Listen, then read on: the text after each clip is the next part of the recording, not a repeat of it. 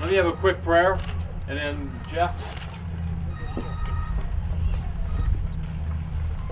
Father, we gather not only to give you thanks, but Lord, to say thank you for what you've allowed, what you've orchestrated. And Father, your work in our hearts is just marvelous. To stop and to think what you have put within each and every one of us. And Father, we thank you that we'll take this back with us, that it'll strengthen the community of Mena to go forward, to pay forward, and for it to be blessed by you, and for our travel to be blessed in the future.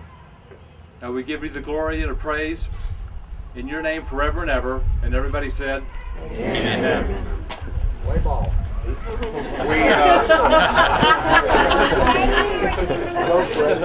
Play donkey basketball.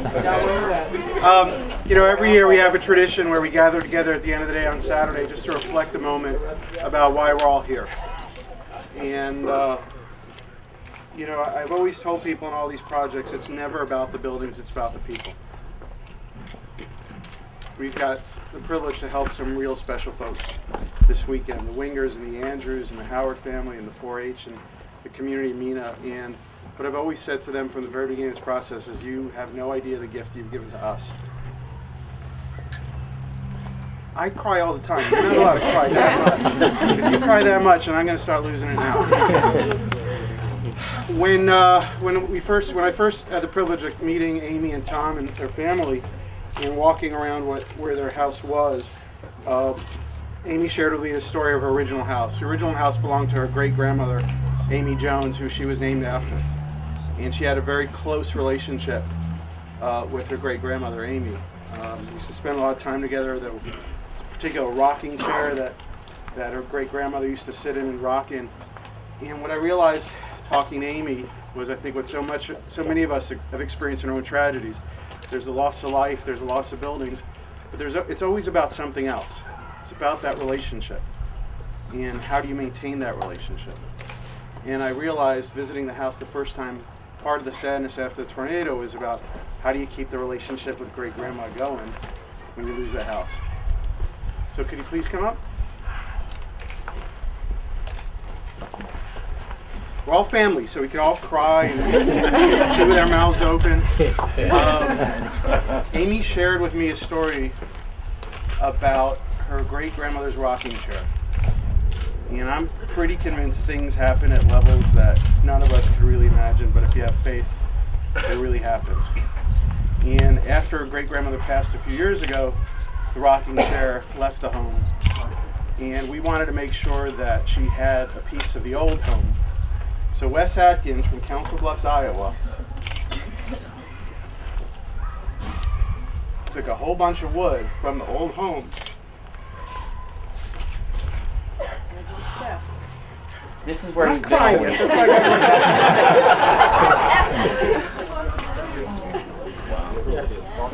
Oh, wow. Oh, wow. Woo!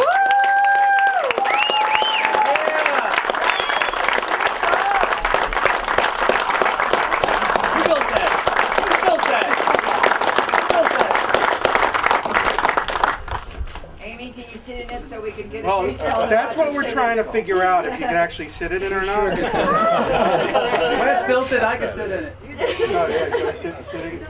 Yeah, so we can get a picture of you. Amazing. Yeah!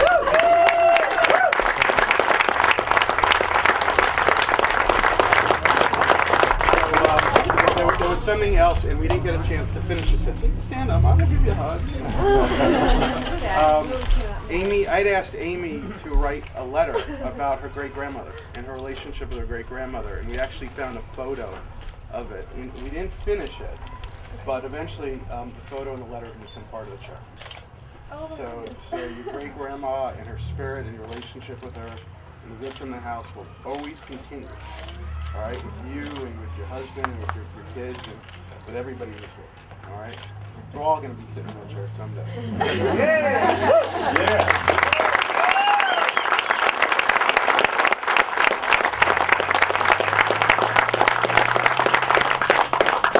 Now you know, Amy. Yeah, I know what you do now.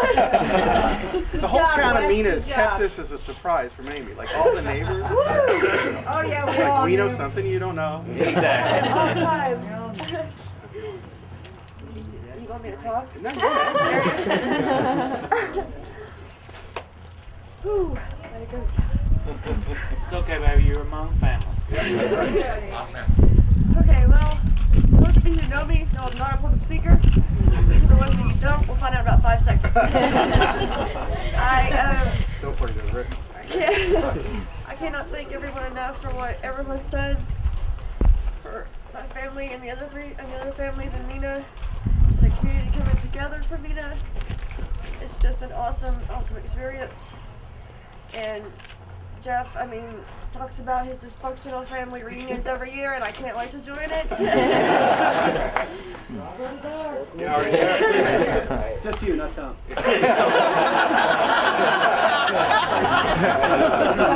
I'll remember that. And the kids. But just the experience it's unreal. Everybody coming, people that we don't even know coming together to help Mena, and it's one big family reunion year after year, and it's gonna be great. I know. And I want to thank. It's hard to thank everyone because I don't want to leave no one out. I would just like to thank everyone, my friends, my family, everyone for sitting behind me from the beginning. I'm trying to cry again. Go for it. Charlie, you guys are so awesome. You guys will. Everyone from New York says thank you. It's been so unbelievable watching all this come out. And the chair is, it's overwhelming. But thank you everyone for coming together, the town and everyone, even from after the tornado until now. I can't thank anyone enough. Yeah, You're welcome. Thank you.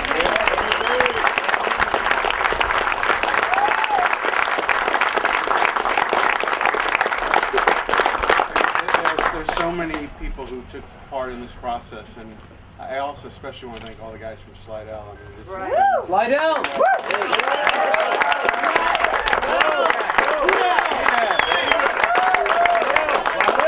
Yeah, how about a two-peat, all right? Just a Oh, two-peat. absolutely. Yeah. Absolutely. Are you gonna send me some of that jambalaya too? You see, they say there are blessings in everything, and like nobody should ever wish a tornado or a disaster on anybody. But if it happens, these guys will wind up cooking for us. So there's blessings everywhere.